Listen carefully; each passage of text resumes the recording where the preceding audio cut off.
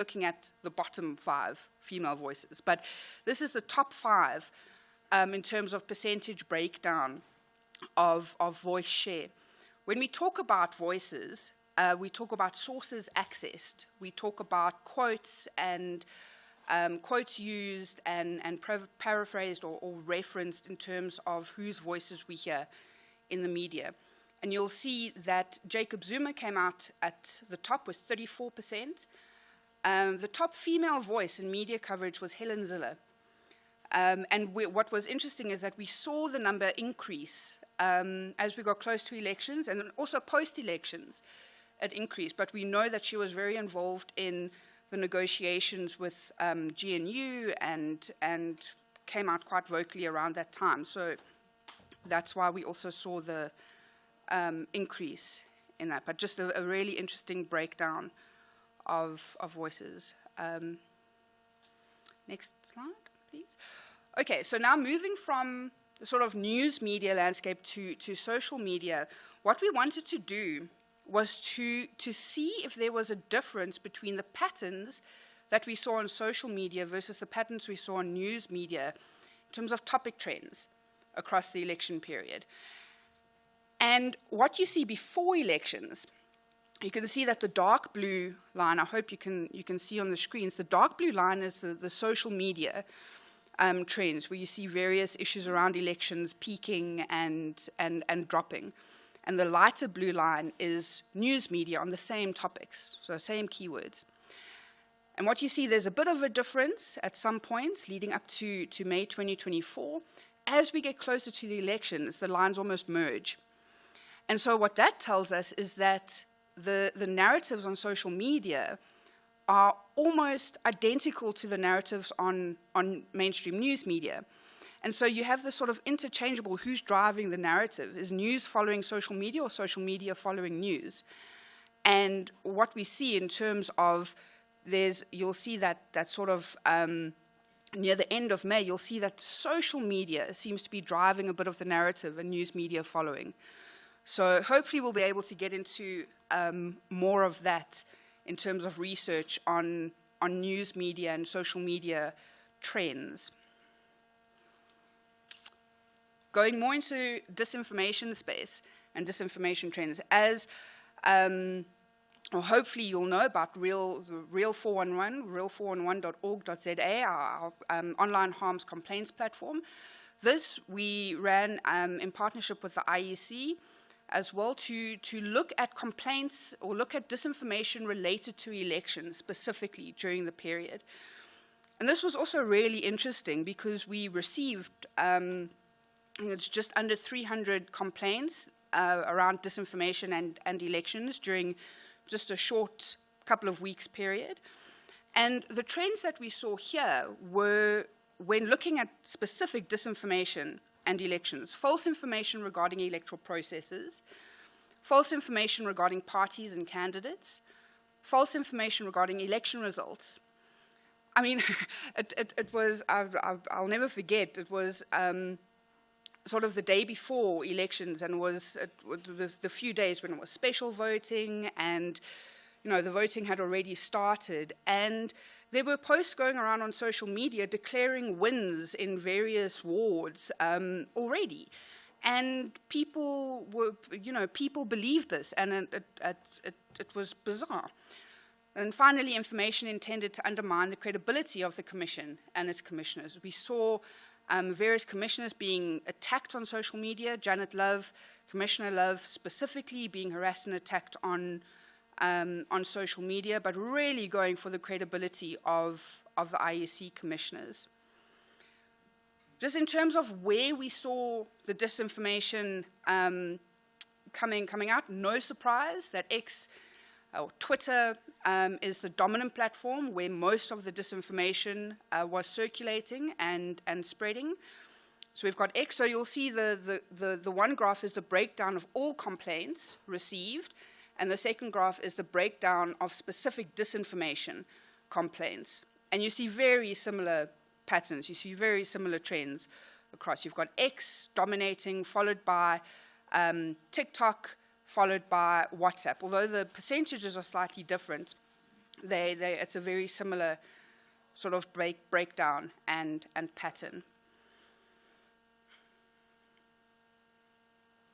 So in conclusion, what we also wanted to highlight and focus on were some of the sort of recommendations. This session is about not only reflecting on 2024, but also looking forward to what to do differently for 2026. And I'm just going to highlight a couple of these recommendations. One of the big areas of work that needs to be looked into is around attacks on journalists.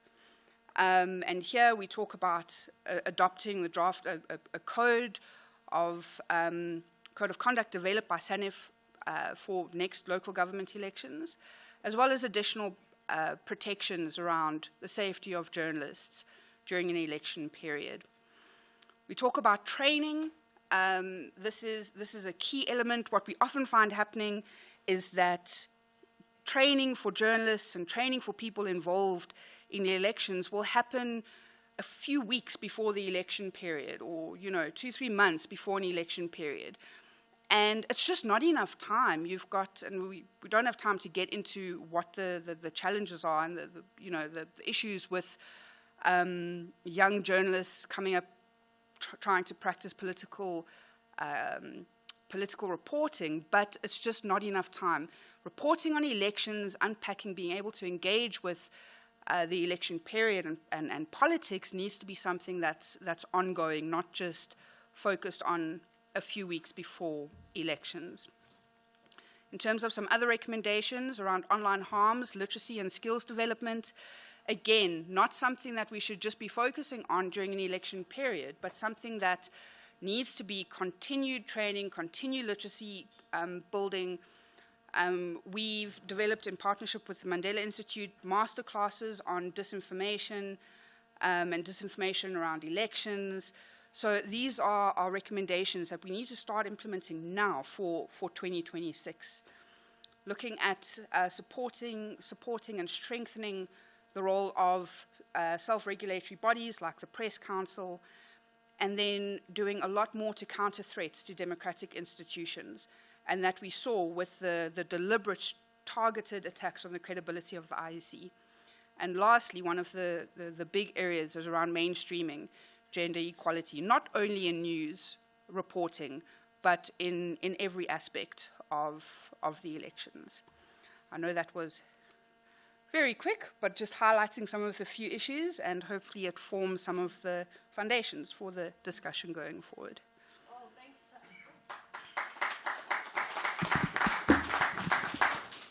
Thanks, Thandi, for outlining those key trends. As you mentioned, it is going to form the basis for our segue into this next panel discussion. So I'd like to welcome Angie Kapalianis. She is the SABC News Digital Audiovisual Head, as well as Sai Mamabolo. He is the IEC CEO. Let's welcome them.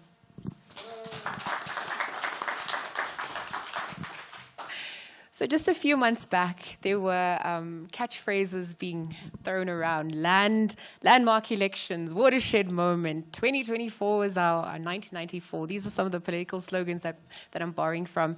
But, just looking back in hindsight, it was a test for our democracy, our maturing democracy at large. Perhaps having looked at its evolution 30 years into our own democracy, some of the strides, but also the challenges. And so on that note, Sai, I want to start with you. Perhaps from an IEC's perspective, you could unpack what are the key takeaways that emerge for you, the biggest challenges also during these elections.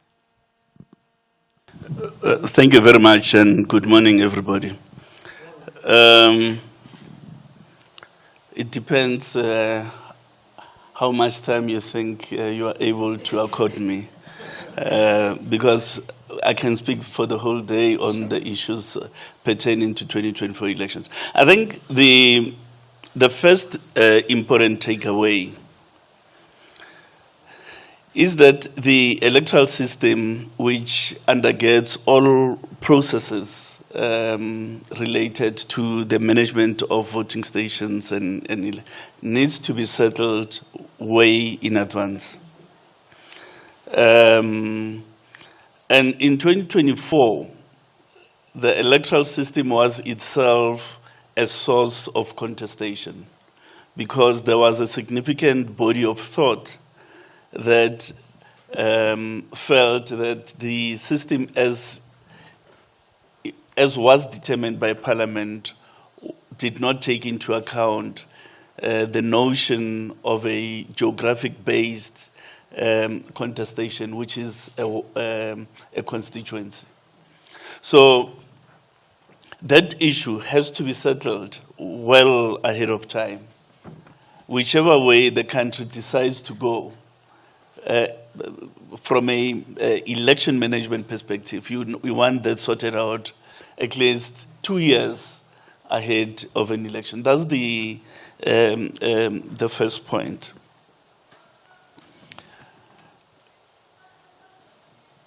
And the reason why that is important is because electoral processes, including systems that support processes, have to be rewritten afresh to accord with the new system. I'll give an example. The system that was implemented for 2024 required that the result system be rewritten anew. But it was challenged in the Constitutional Court, and there was a period where we could not move with the coding of a new system. And it's not just coding. You code, you test, you get an external auditor to come audit the system, and that had the effect of compressing the time available to ensure that the result system was fit for purpose, with that additional oversight, including an opportunity for political parties to bring in their own auditors. So that's the first point. The second point relates to the unprecedented number of court challenges. It is evident that our electoral processes have become litigious. And that being the case, it was important for the Commission to be meticulous with its own internal processes, because if it were not, it would have resulted with it losing cases and having a bearing on the viability of the date that had been determined. But another layer that goes with that is how late some of those cases were in fact determined. I mean, I think in the week preceding the election, there were still cases that were outstanding. And at that point, because close to 98% of these cases related to nominations, the ballot paper had already been printed. So there is, therefore, if we need to have an orderly conduct of election, a need for these cases to be determined by a date, after which then you start with your ballot printing process. The third element is the political climate in which the elections happened. It was obvious that there were key political players who sought to undermine the integrity of the Commission. In fact, one leader said, if we don't win, it means we're robbed, even before the first ballot was cast. And that carried through the whole electoral campaign.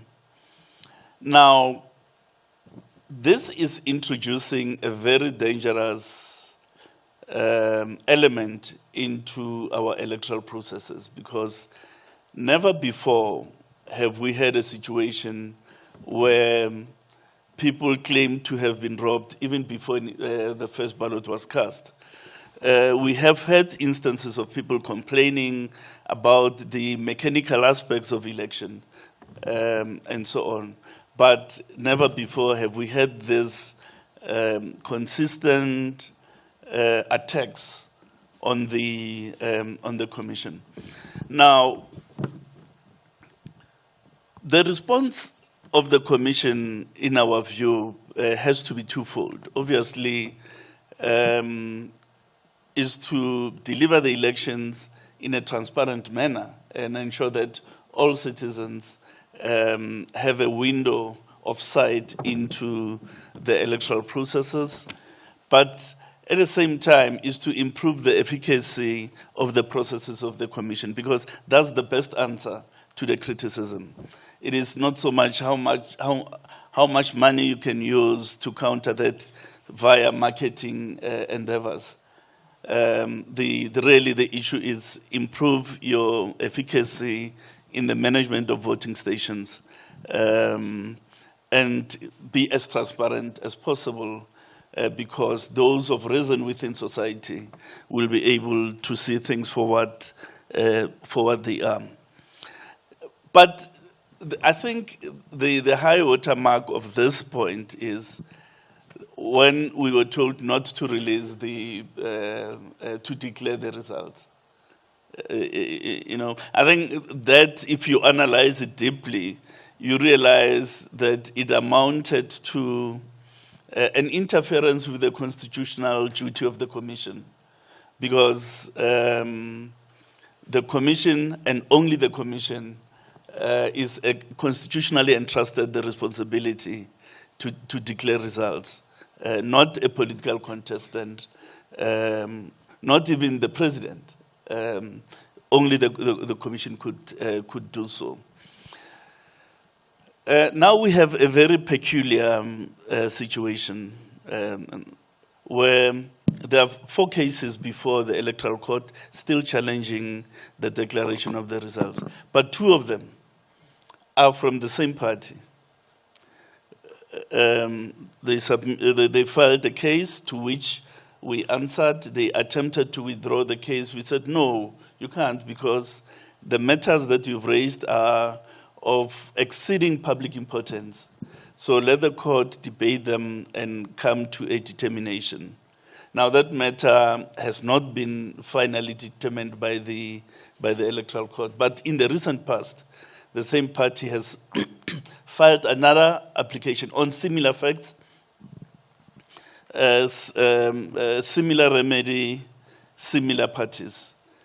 And as I was here this morning, the court is asking us to file answering papers, and it's unprecedented. But I guess we've got to box and deal with the situations as they are. There are, of course, capacity issues that the IEC has to address, no doubt about that. One of which is the management of queues in certain high-density voting stations. We do have a proposal that we are working on, and we hope that Treasury will come to the party. And that is maybe breaking down these high-density voting stations into several independent stations with no more than 1,000 people or 800 people in each of them. That will help us to better manage the flow of people in those stations. But it means for each one of those, you'll need a presiding officer at a higher rate than you otherwise would have paid. You will need to have a deputy presiding officer, and so it does have financial implications. And then the last issue are matters of technology. I don't want to go into detail because of these 2 court cases, but I do want to state that categorically that the systems of the IEC were not hacked. They were not hacked, and we have evidence for that. So, and there was no external interference, therefore, with the results. So what you have in the results system is the actual ballots cast by 16.2 million South Africans. Thank you. Thanks, Sai, for those key points. There's so many more questions and answers at this point, but in the interest of time now, I'm going to welcome Angie into the conversation. Angie, SABC had a very large ship at the Rock, and obviously, you know, the trust in the public broadcaster was also restored, arguably. We saw, in terms of biasness, the report from Media Monitoring Africa also coming through, reflecting that was, you know, minimized as well. And so I wonder, from your perspective, what worked, what didn't work, perhaps before we forecast into what lies ahead. Morning, can you hear me? No. Hello? It is on. You can use mine. Hello. Okay, that's much better. Yeah, morning, everyone. Great to be here. Thank you, Liesl and Sai and MMA. There's a lot to digest and take stock of. I'm very pleased to hear that the fairness of the media's election coverage was 97%. I think that is fantastic. 3%, 5% margin of error, room for improvement, great.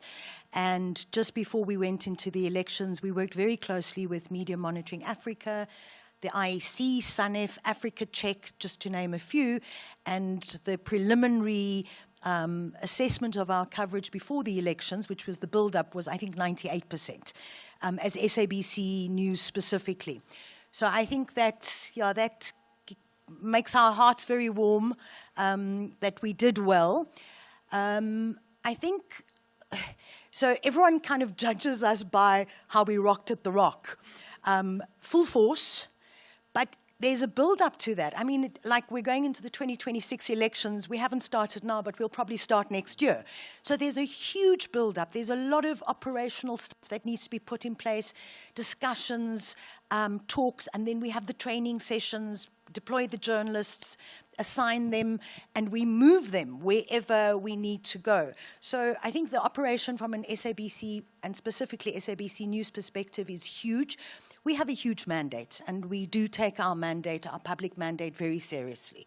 Like the IEC has to deliver the elections in a free and fair manner to the country, and stand with pride that they are promoting and entrenching democracy, so too do we as the public broadcaster changing to the public service media. We have a huge responsibility on our shoulders.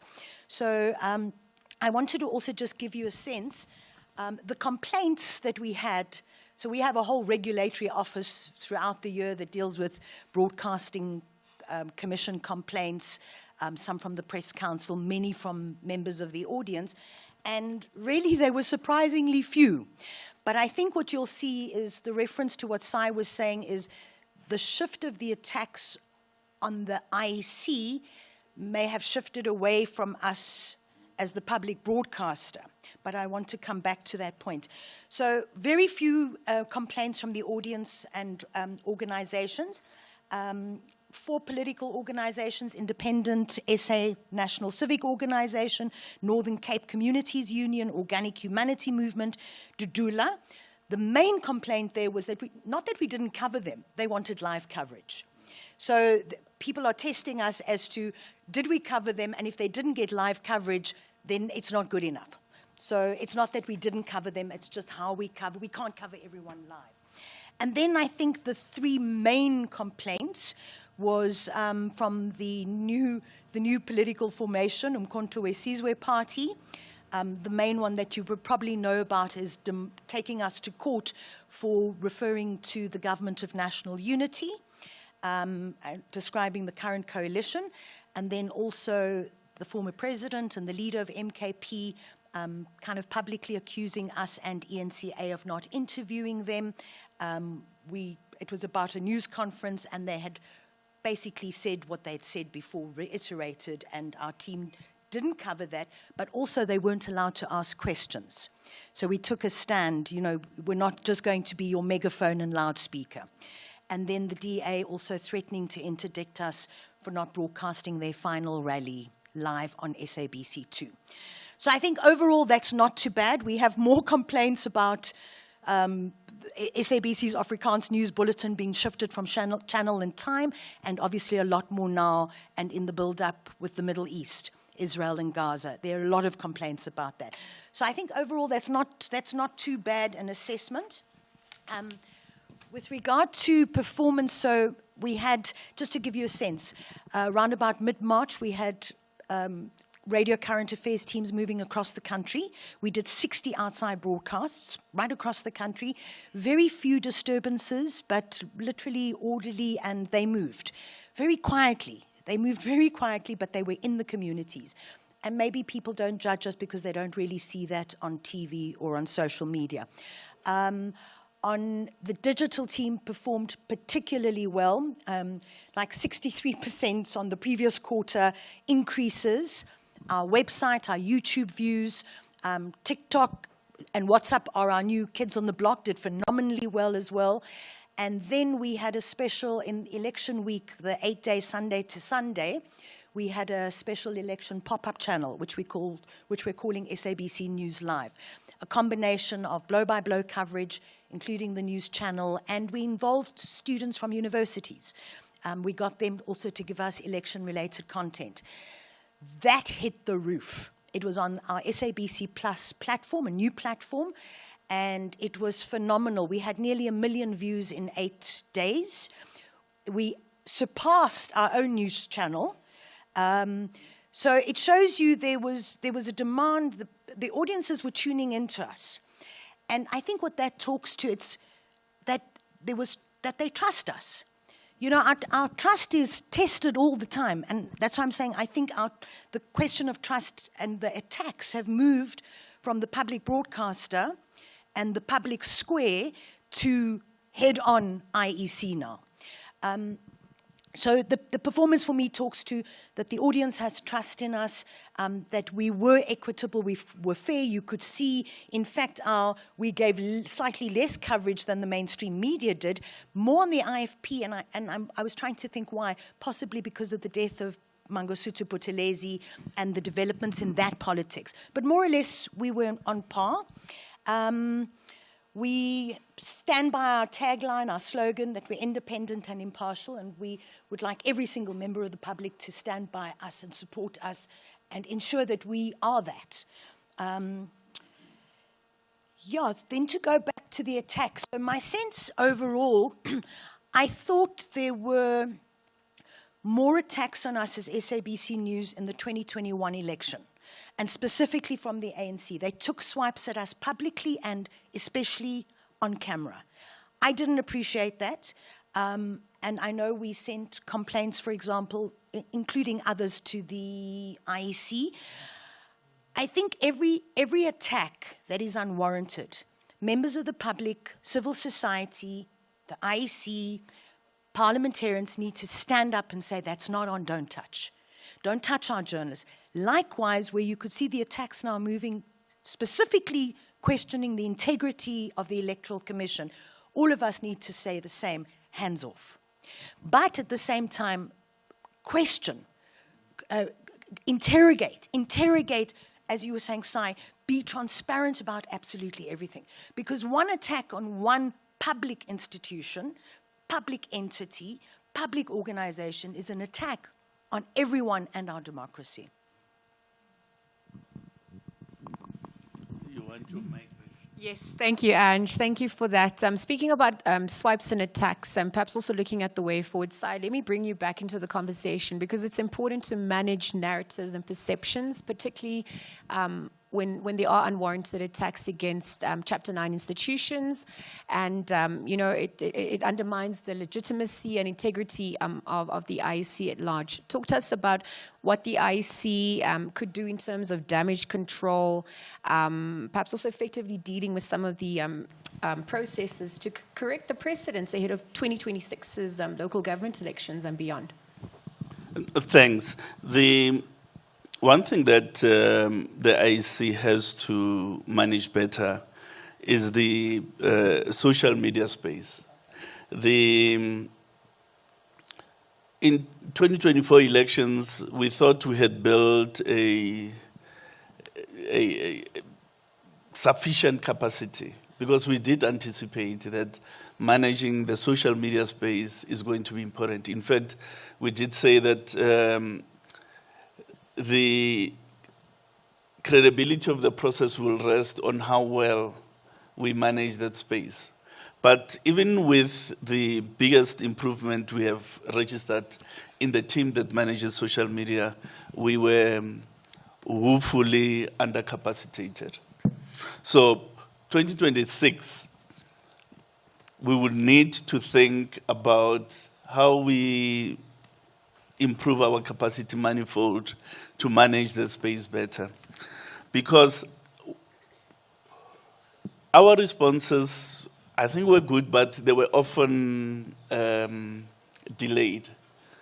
And at the point we responded, things had moved, opinions have been formed, and so on. So because social media is an instantaneous media, you also have got to react almost instantaneously, because any loss of time means damage in terms of public participation. So that's one. Two, the Electoral Court and their capacity to look at complaints related to the violation of the Code of Conduct. Similarly, we need speed there, because it doesn't help for violations to happen a month before the election, but for the judgment to be delivered 2 months after the election. You know, so engaging with institutions such as the Electoral Court so that they can look at their own capacity. And I do have some sense, some sympathy for them, because they had a lot of caseload, one that was never seen before in the country. But still, I think, given this history, they now need to think about ways of expanding that capacity in the 3 months or so before the election, and the speed at which they deal with the cases. I have seen in the past where the previous iterations of that court did not issue full judgments. They'll just issue a paragraph with an order and say, if you need reasons, you can apply for them in time, something like that, so that you don't have to write a full judgment on every single one of the cases. Otherwise, it's practically going to be impossible with five judges. Now, 2026, the Municipal Demarcation Board has to redelimit wards anew. Is going to be an important factor because it determines the geographic basis of the electoral contest. Their ability to do that work and complete it in terms of their timelines is going to be crucial. Now, in the past, we've had agreed timelines that were never observed. So, a little worried, but we do have a commitment that the wards will be finalized by October 2025. But it is not just a technical process. Redelimiting wards is not just a technical process. It's a political process to the extent that it needs the involvement of communities, because often people get to know about the final wards when we do the first registration weekend. And often it's late, and it's a matter that is not within the statutory remit of the Commission. So mobilizing society, civil society, and political formations to participate fully in the ward delimitation process is going to be crucial for 2026. Similarly, the Department of Cooperative Governance and Traditional Affairs is proposing some amendments to the Structures Act, in particular, some elements of the electoral system. Now, that bill has not been introduced in Parliament and is getting late. Given what I said, that at least 2 years ahead of an election, you need to have your electoral system settled. But internally, is the capacity of the presiding officers. I think, as a country, we really have got to be careful not to beat up the commission to use certain categories of staff in the hope of addressing unemployment in the country. Because the repercussions of that are dire. You know, you've got to use people with proven management and supervisory experience. Now, someone put it this way and said the IC should stop, or the country should stop thinking that those working opportunities are an extended public works program type situation. And this is important because indeed the person may have a degree, a diploma, and so, but they've not managed things. You've got to have done certain things to know that this queue is long and it requires an intervention if I'm to finalize at 7 o'clock. You know, now, and of course, it's not you know, you can still accommodate the unemployed in other roles, but at least at the supervisory level of the voting station, you need people who have managed processes, who have managed things. And so and I think, you know, especially our political parties and so on, must allow the commission to develop criteria that speaks to that without, you know, saying all the unemployed and so on and so on. And I think the commission must be firm on that question. Because when the rubber hits the ground, no politician is going to defend the commission. In fact, at the earliest opportunity, they will say the commission is incompetent, forgetting that they said, no, get all the unemployed youth and so on and so on.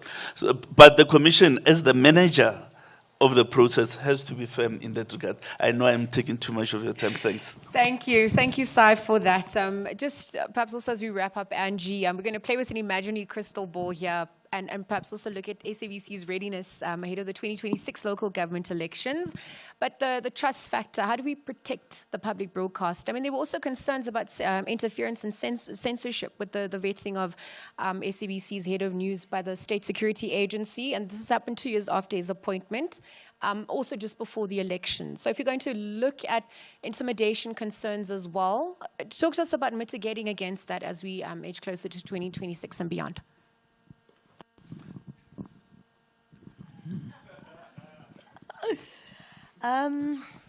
Yeah, I think we just must never let our guard down. What can happen to one now can happen to another. And I think we've just got to constantly be alert, be on our watch, hold the line. With regard to the journalism, I think we continue to do the training. We do the training in between the elections, not at the last minute. I mean, we started, I've got Wednesday workshops at the SABC and SABC News. I started them in July last year already. So we were, I don't know how long, just short of a year, we were already doing training in our editorial policy, misinformation, disinformation, verification, going through our codes focused on the press code specifically because of the ethics of journalism. So I think the training must continue, and it's to continue in the quiet times. It's to do the work in the quiet times.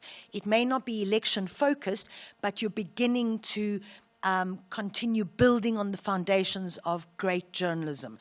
Journalism that questions, journalism that holds to account, journalism that entrenches democratic principles and practices. Yeah, I think the one that we really do need to work on, and it's come up since the 1994 elections, is what do we do about the silence of women? And we need to maybe rethink that. Maybe what we've been doing is wrong. I know I push for my colleagues and team members, to make a deliberate point to interview women, because we've got great women. We've got women as experts. We've got women who have experiences. We've got women who are eloquent. But there could be a host of factors that maybe they're still juggling work and home. Maybe their confidence levels are not where they should be. How do we help them do that? Why is it that it's still easier to kind of dial the quote and it's a male quote? So I think a lot of work needs to be done there. And you can't be talking 18% when the majority of the population is female, both in this country and in the world. Something is wrong. And maybe it's not one that can work on that, but that we need to work on that collectively. I think also, for me, the journalism training can continue, but it's the speaking out when wrong is done. How do we help each other to speak out and say, not on our watch? This is not on. And Sai, I personally expect that also from the IEC. It can't wait for it can't be the politicians sign a code and they swear and they put their hands wherever and that's okay. It's the minute there's any attack on the integral participants and promoters, everyone must stand up and say, no, that's not on. And I think we need to think about that, because as it could be the institution, it could be a person. I don't want to personalize things, but it's everyone standing up and say, no, this is not on. This is completely unwarranted. And I think that if we begin to think about that, what are the interesting opportunities that can mitigate and can have a significant impact in developing this democratic society of ours for us and then for tomorrow's kids and generation. Thank you, Ange. Thank you, Sai. I know time is a scarce commodity, but perhaps these insights can serve as a conversation starter for the key takeaways, but also as we project to 2026 and beyond. Through the lens of the IC and the media, it was important to look at what worked, what didn't work, but perhaps also remember why we do this, to safeguard our democracy, but also to represent and protect the electorate at large. Your chairman, in fact, Mr. Mosutu Mwepia, he said something very profound on the evening when elections concluded and they were declared closed. He said, it's too early to say too many things, but it's not too late to say to South Africa and to the world, thank you. Thank you for giving us this elections, for entrusting us with the work until the end. It will be done. It will be done well, and it will be done with all of you in mind. Nkosi. So it's been signed, sealed, and delivered, but the work continues. And thank you to you all for being part of this. And I'm going to have to leave it there. William is giving me the eye.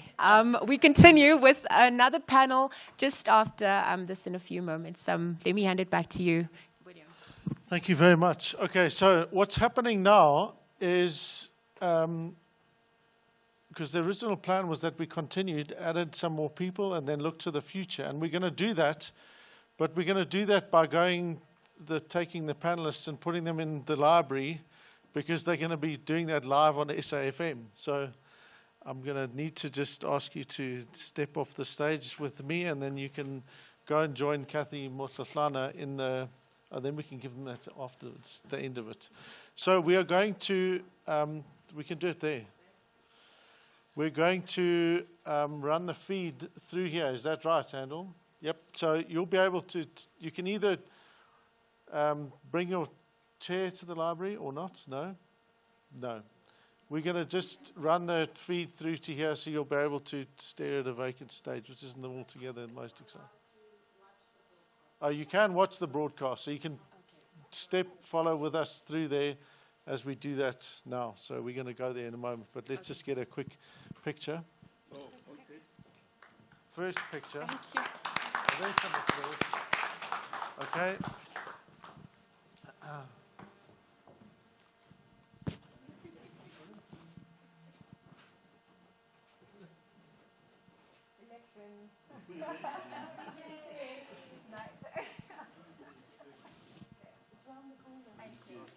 We have to go through to the SAFM now. Thank you. No, we don't. Please stay here. Thank you, guys. So I need you side to follow us through to the...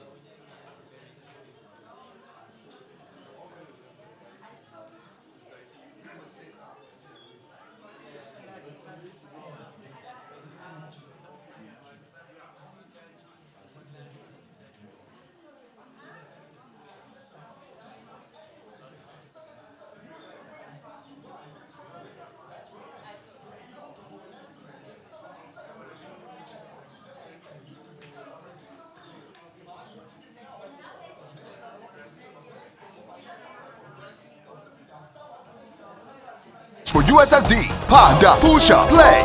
Players must be 18 years old to play responsibly. E2 is the proud operator of the National Lottery. Bayern München are not just about singing their club anthem, Star of the South. They want to maintain their unbeaten run, while their visitors, VfB Stuttgart, plan to live up to their slogan, fearless and loyal. This is the Bundesliga, football as it's meant to be. Catch the nail-biting clash between Bayern München and VfB Stuttgart this Saturday, 19 October at 6:30 p.m. Live on SABC Sport on DTT Channel 4. Also available everywhere, for everyone, always on SABC Plus and SABCSport.com. Proudly brought to you by SABC Sport. For the love of the game.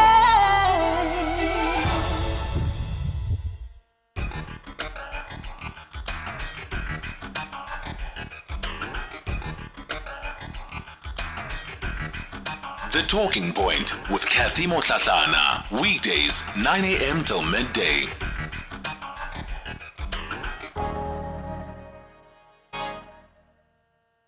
Morning, Suskepi. This is Ngabs Ecibala. The news of Muslim Kobana leaving AFF were long expected. I'm also hoping that Julius Malema remembers that he played a big role in making sure that Zuma leaves Parliament, leaves the presidency. Now, he was also chased out of ANC because of what he said about the ANC and Zuma then. Now, if he thinks that he's a friend to Zuma, or people who are friends to Zuma are also his friend, then he miscalculated that. Now he must start using the constitution of the party, taking members who are deserving in the list to Parliament and ever not swing in the people who are from other parties. Thank you. They fell down just like dominoes. They fell down just like dominoes. They fell down just like dominoes. They fell down just like dominoes. Booyaka! Woo! The Honorable Denzel from Kimberley. Morning, Kathy. The issue of sponsorship, it's just a matter of enforcing bylaws because where these guys make their bulk stocks, it's where they are producing fake product. They are producing for Tanya? themselves. That's why most South Africans Yeah? can't compete Yeah, I with think. them. Hi, Kathy. Yeah, I think let's let this be the last voice note. To buy from All right. licensed producers and us. So you can't compete with them. So let the bylaws be enforced. You will see most of them, they will close down, and then our own people will also start to enter the market because the competition will be fair. Kathy Motlatlana on SAFM. Welcome to the final hour of the Talking Point. We continue leading the conversation right here on SAFM. I did mention when we started the special broadcast, we are in Parktown this morning at the Media Freedom Festival for 2024. The theme for this year, Media for Democracy, ensuring access, accountability, and integrity in journalism. Joining us for this conversation, Avani Singh is an independent legal expert. Avani, good morning.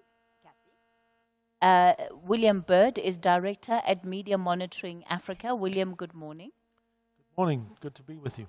And Saima Mabolo is the IEC CEO. Sai, good morning to you. Good morning to you, Kathy, and same to your listeners. The intersection of democracy and the role of the media. If we can maybe begin there, just as a broad way of contextualizing the theme that has been selected for this year's Media Freedom Festival. William?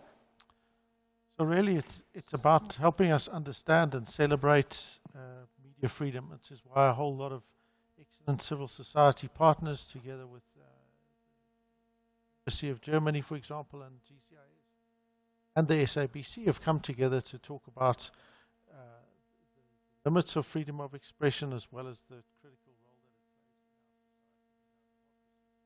plays. This morning, yesterday, we had a launch of a freedom of expression report for the state of South Africa, and this morning we are looking at the elections and the intersection of media's role in the elections period, as well as the role of the IEC in the elections period, and particularly as to how they relate to freedom of expression and how they can enforce and reinforce each other's role. Because, of course, the news media and the SABC in particular has a very special role to play in ensuring free, fair and credible elections. The IEC, of course, are the ones that are mandated to deliver those free, fair and credible elections. But take away either of those bodies and your ability to deliver free, fair and credible elections is going to be almost impossible. Let's talk about what we have observed, maybe in particular about South African elections. This is something that you at Media Monitoring do for every election cycle. So maybe speak to some of the trends that we are seeing that can help then to get this conversation moving, especially because both these entities are independent. You have an independent media, you have an independent IEC. And what one certainly doesn't want is an impression where it seems that the media and the IEC sit together in a corner, they plot and plan, and then come to the public and execute accordingly. I think one of the critical sort of trends that's emerging is that both of these institutions have been subjected to significant attack and deliberate efforts to undermine their ability and their credibility to do their job. So you've seen, for example, in the early days, IEC's role would have been focusing on running the elections and on some of the issues around statistics and on voter education. Now, one of their core kind of communication mandates has to be about just protecting the integrity and credibility of the IEC, reinforcing the fact that they are how they do how they run the elections, all the systems, the multiple systems that are there. For news media, it's about continuing to build trust and credibility, and that means they have to do their job to the best of their ability. That means they must cover the elections in a free, fair, and balanced and accurate manner. It means that they must cover issues that are of interest to the ordinary members of the public. It means that they must help the public understand what's happening with the elections. And I think what we've had historically is not sufficient dialogue and mutual support from public institutions over fulfilling their constitutional role.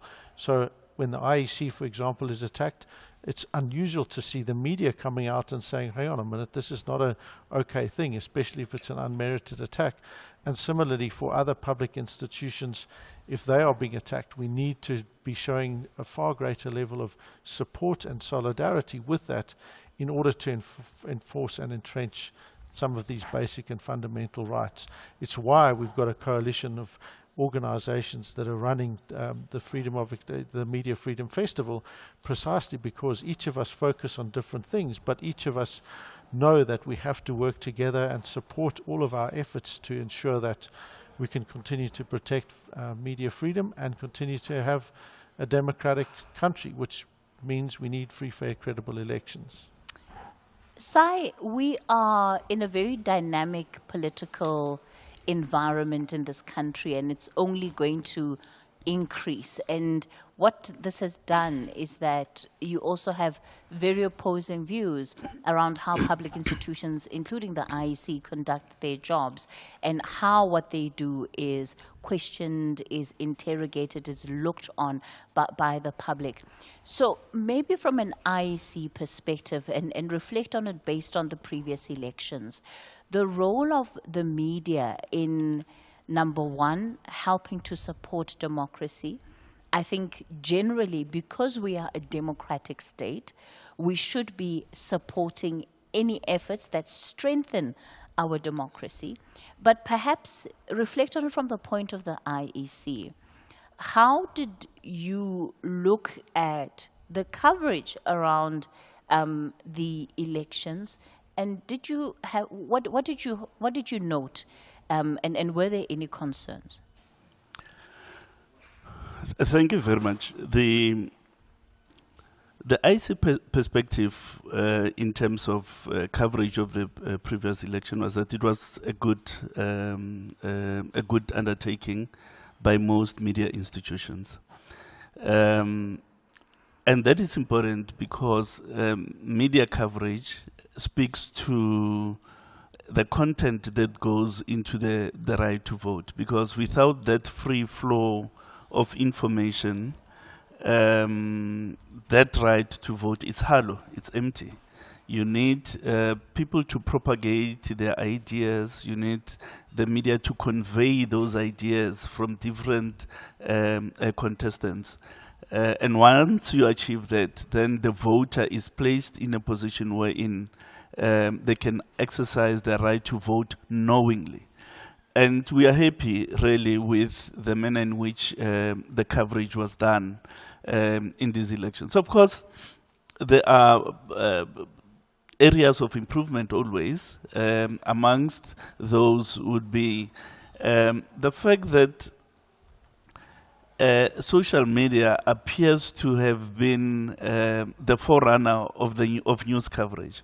In other words, a matter will emerge on social media, ventilated on social media, and end up being a news item. Sometimes because of the speed with which social media operates, sometimes without the necessary verifications and so on. But for its part, the IEC itself has to build its own capacity to react to social media, because the most damage in this past election was visited upon the IEC through social media means. And the IEC, I think, the responses were good when they were made, but often slow. And at a time when responses were issued, a lot of PR damage had happened. The second point, really, of improvement, I think, it's the training of journalists in elections, because it's a technical matter. It's not an everyday news item. Elections are very technical, and they require people to be well trained. And we often do the training too close to an election to have the necessary impact. We have to change the manner in which we do things and do the training now. So that by the time we go to elections, it's just issues of refresher and so on. But the bulk of the training ought to happen now, and that's what we will be pursuing. Part of the positioning around both what you've raised in terms of social media and sort of traditional media is this view that says, well, social media is showing us what is happening. Here are the ballots that have ballot papers that have been tampered with, etc., etc. This is what the IEC does not want you to see. And they are in cahoots with traditional media, because this is what you won't see on your TV when you switch it on.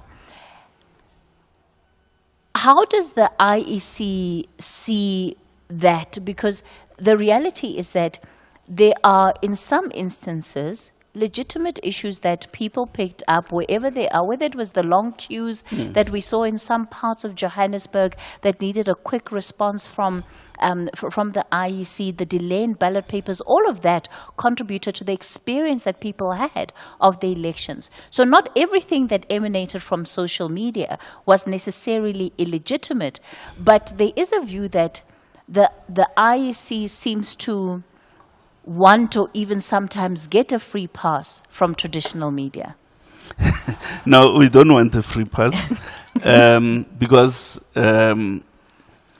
if we produce news items that are stunted in favor of the IEC, then we are acting in cahoots to undermine the quality of the democratic experience in the country, and that can never be the intention. Now, the social media has created an additional layer of transparency. No one can gainsay that. And to the extent that that is positive, it's a transparent thing, it should be welcome. Even if it elicits the weaknesses of the IEC, that should still be welcome. Now, you use the example of ballots that perhaps are unattended and so on, and that should be brought up if it's an issue. But what should not be brought up is taking a post from 2021, put it as if it's a post of something happening in 2024, purely to say these elections cannot be free and fair. You know, that type thing. So the IEC therefore needs to build its own capacity to be able to have the distinctions between a genuine, legitimate post from a concerned South African against a post that is malicious and intended to disinform or create a harm on social media. Okay, we can't wish social media away. We've got to live with it. But we want to live with the positive elements of social media while we negate the negative elements. Thank you. Avani, it is a world of discovery. It is charting a new path, both for the media and for the IEC, because these are institutions that are facing the effect of very similar problems. In newsrooms, you will find at times something that has been posted up on Twitter, not completely verified, ending up in a news item, as William Byrd has said, but then ultimately these news agencies having to do retractions, having to make apologies, simply because we are not up to gear with where the world is and as far as the infiltration of this technology and how it affects the work that we do on a day-to-day basis. 100%, and I think it's not unique to South Africa, definitely. In a year that's been characterized by elections, the impact that social media, disinformation in particular, has had has repeatedly been identified as one of the biggest threats that we've seen across 2024. And I think also in a year in which the media globally has faced amongst the largest challenges and been under the most severe pressure, we've really seen the rise in social media, but the harmful nature in terms of the way in which it plays out in causing polarization, the way in which it plays out in trying to deliberately manipulate ideas and conversations, and the potential that this has to escalate to real-world harm in terms of the incitement to violence that comes as a result to it. And so as much as we are trying to grapple with this and put in place measures, the reality is that it is such a fast-moving space, and as tends to be the case, the law is slow in catching up with that, which is why really the work that has been done by the IEC, by Media Monitoring Africa, by a number of partners in this has repeatedly been quite groundbreaking work in trying to bring together both kind of the obligations on states in creating the enabling environment, but also holding the political parties and candidates to account, not just for what they say, but for their supporters and members, holding the social media platforms to account for allowing this to perpetrate. And then really one of the biggest key elements is trying to build that resilience among the public in being able to identify and distinguish disinformation, for example, from credible information, and what that media and information literacy looks like. We put a lot of expectations on members of the public in terms of being able to distinguish this is the right information, this is the wrong information, credible source, non-credible source. But I just wonder, how much of a difference would it make if we went back to the issue of trust and looked at how trust has been eroded between institutions? The IEC not exempt from that. Their trust levels are not where they were 10 years ago. The media, absolutely not exempt from that. Their trust levels amongst members of the public, much lower than they were 10 years ago. And so it creates a vacuum for whatever nefarious agendas people might have. And one sense that I got going into elections, and just more generally, people think there's a grand conspiracy that they're not aware of. And social media creates a platform for that concern to be legitimized. But if people trusted what they heard on the radio, if people trusted what the IEC said to them, it would matter very little what the information that is being shared on those platforms is, because they would know which sources they absolutely trust. Yeah, I mean, one of the things, the kind of psychological effects, I suppose, of disinformation is that what it can do is that people are more inclined to believe the lies because it coheres with their biases and their kind of sense of the world around them. And I think in a country where trust in public institutions has become something that has been so contentious over the years, it fits with a broader narrative. And as far as the media goes as well, I think it has been difficult to compete with the free flow of information on social media. That free flow of information is incredibly important. There is a vested right to freedom of expression in that information. But where that information is intentionally false, where it's intended to harm, to undermine the credibility of the elections or the electoral processes, that is fundamentally anathema to the right to the political rights that we also have to free, fair, and credible elections. And trying to achieve that balance becomes one of the key issues in order to ensure that the constitutional framework is preserved. But trust is something that I think needs to be built up, but also I think what social media, the kind of hope behind it, was that it would be the space to be able to openly engage, to debate these issues, to raise this. And whilst that is an ideal, what we're also seeing on social media is a very deliberate manipulation and inauthentic behavior through the use of, by bad actors, through the use of botnets, artificial intelligence, to very deliberately skew the conversations with targeted disinformation in certain ways. Okay. We're going to continue this conversation in a moment. It's time for your latest news headlines.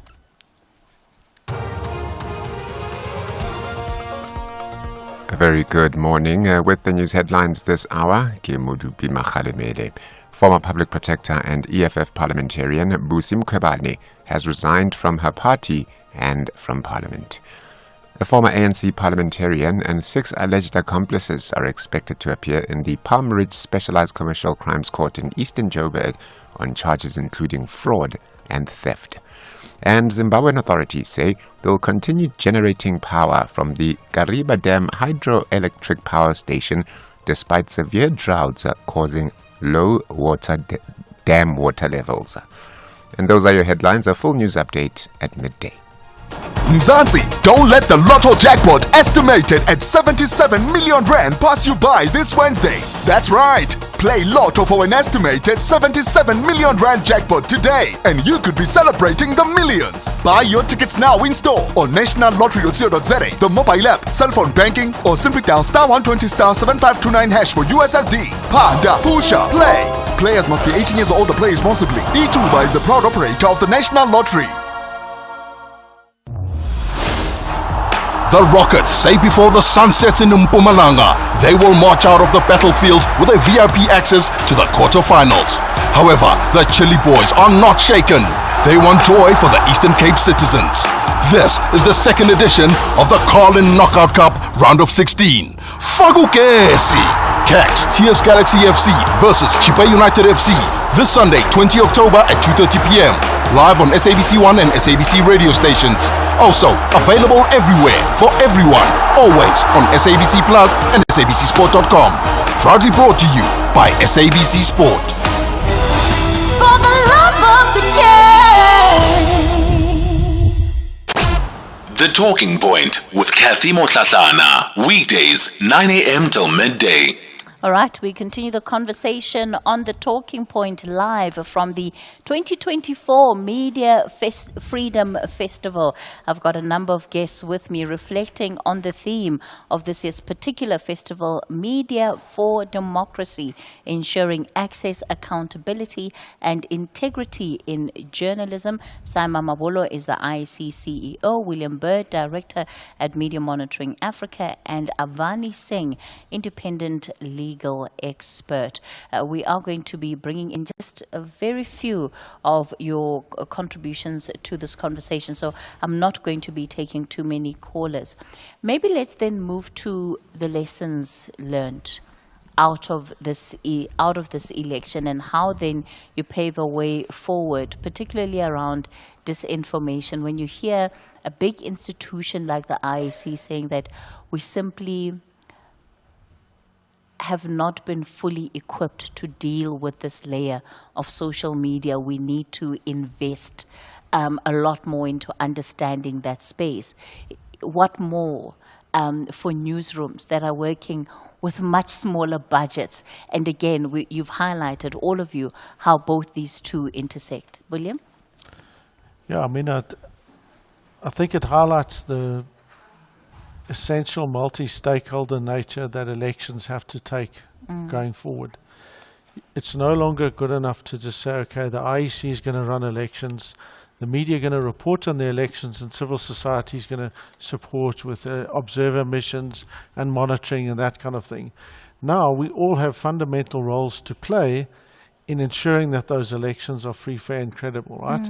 And the extent to which we all have a common duty and obligation and responsibility to address mis and disinformation and other online harms.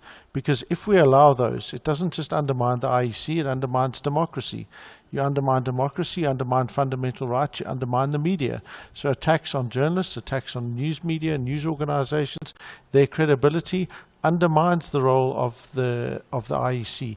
All of those things are now so enmeshed that for us, for 2026 means we have to be working a lot more cohesively and making sure that whatever little resources we have, we're able to work together to make sure that those resources have the greatest possible impact. It's why, for example, at a workshop after the elections with the IEC and several of the organizations, we've agreed that we're going to be establishing a disinformation working group that's going to be running from now until the foreseeable future, not just for these elections, but because we need to deal with this as a general societal issue.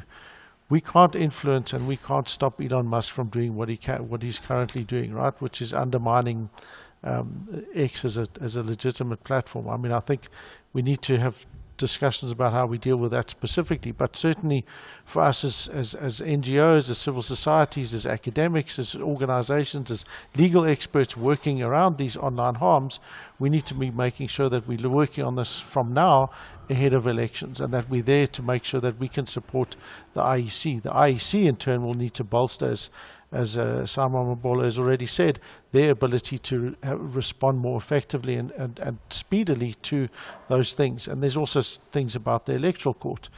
But luckily there are a number of other instruments, including the African Principles on Social and Digital Media, that we can start to use to kind of guide the responses so that they all work in line with a human rights-based response. Sai, how do you see this unfolding, and particularly in a way in which the independence of civil society, of the media, of the IEC is not undermined, nor is it seen to be undermined?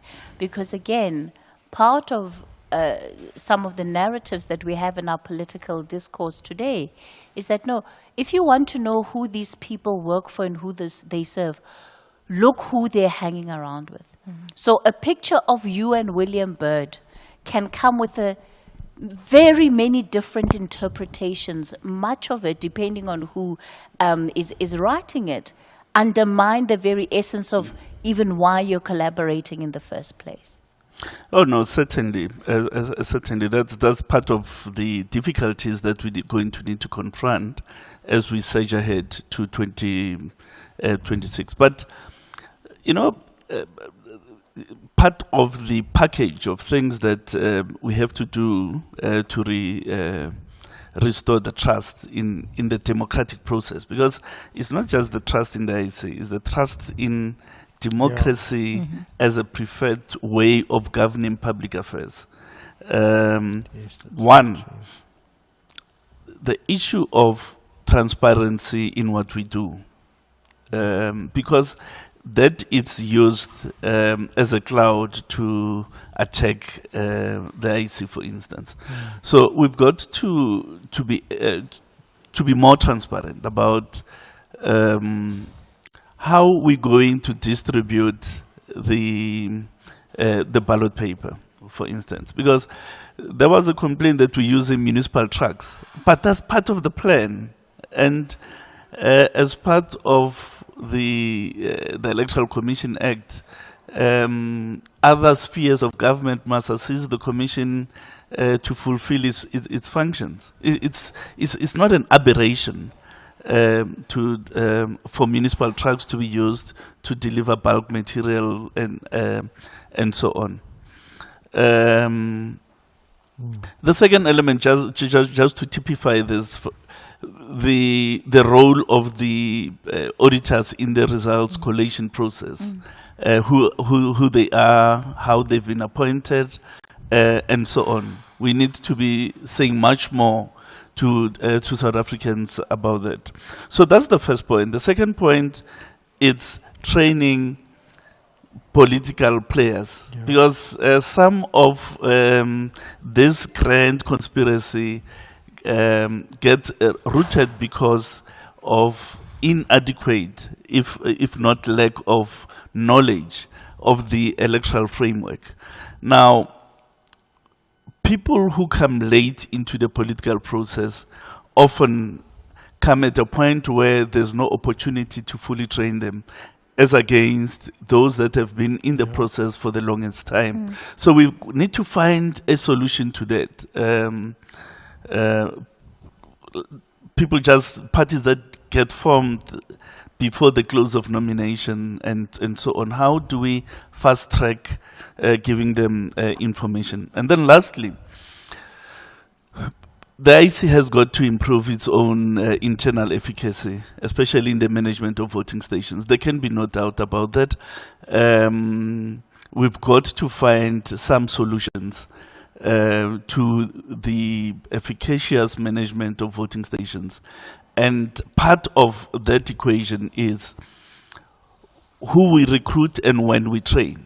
because you're dealing with 300,000 people on election day. And in the last 4 or 5 months before the elections, all you're doing is to push numbers through the system. So we need to do it early so that there can be proper assessment of the capacity of people to manage a voting station. So that is an element of the totality of the ability of South Africa to restore trust in the democratic process. It's not the totality of. I think certain actors also have a role. Certainly, institutions of representation such as Parliament and civil society has got a role to play. But all this must cohere into a national momentum to restore the trust in democracy. Avani, since the world experienced the Cambridge Analytica scandal, the issue of the link between social media, elections has been quite pronounced.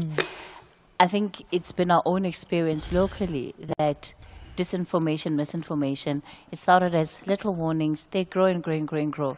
My concern is that with each election cycle, we're left with a greater impact of this disinformation on our conversations around elections, but there don't seem to be clear ways of dealing with it. We haven't found the answer. We haven't found the solution.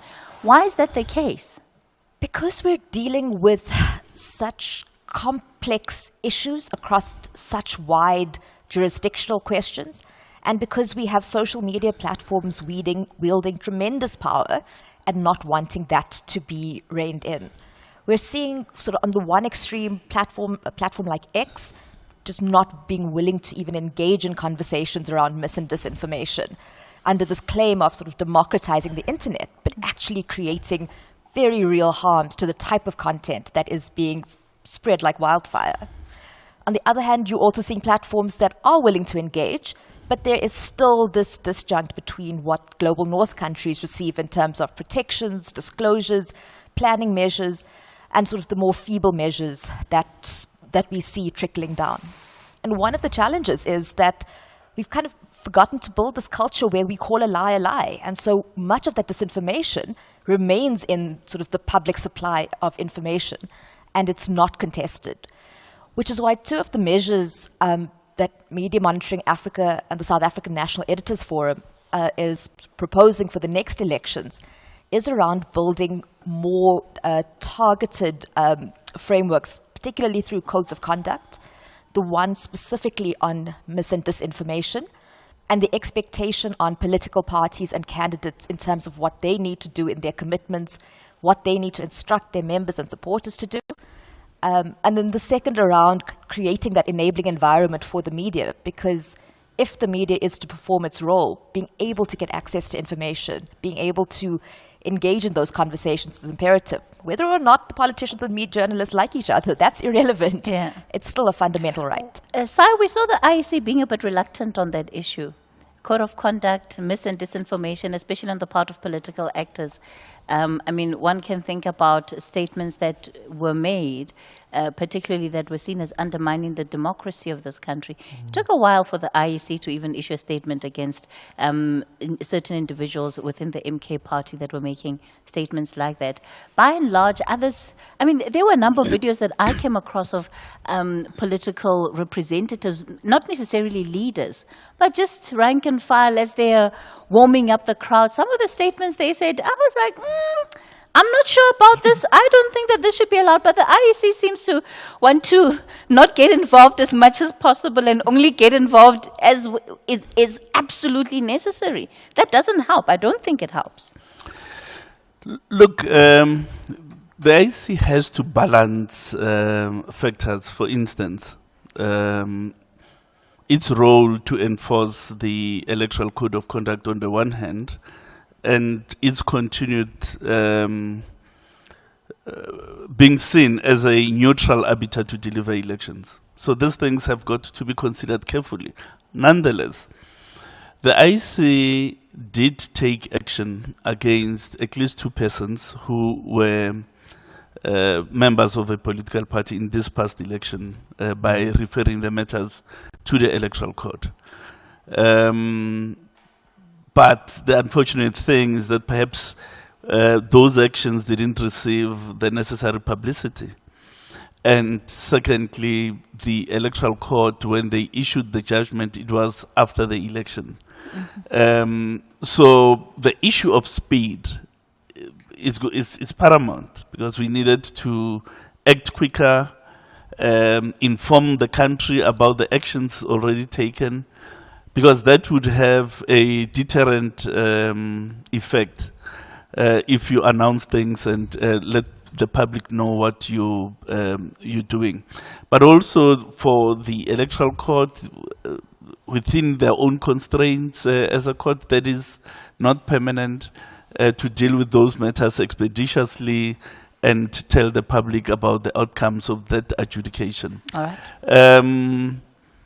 But yes, I think the one of the critical factors in restoring trust is going to be the language that politicians use against each other, against institutions of state, and against civil society, including the media. They've got to be circumspect, and they've got to exercise responsibility in what they do. I didn't hold my breath. William, we're completely out of time. 20 seconds, parting shot from you.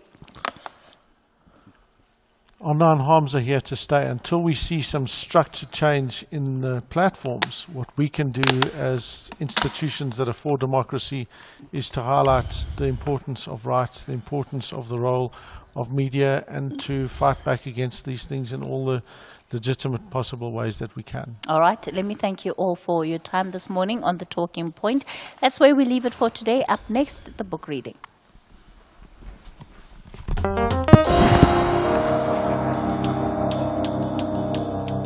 The book reading. Please note that the views expressed in this book are not that of the station. Listeners' discretion is advised. SAFM presents another episode of A Life of Purpose, written by Luvuyo Wochela and Lumkile Wiseman Kuhlu. The reader is Lerato Mvelase.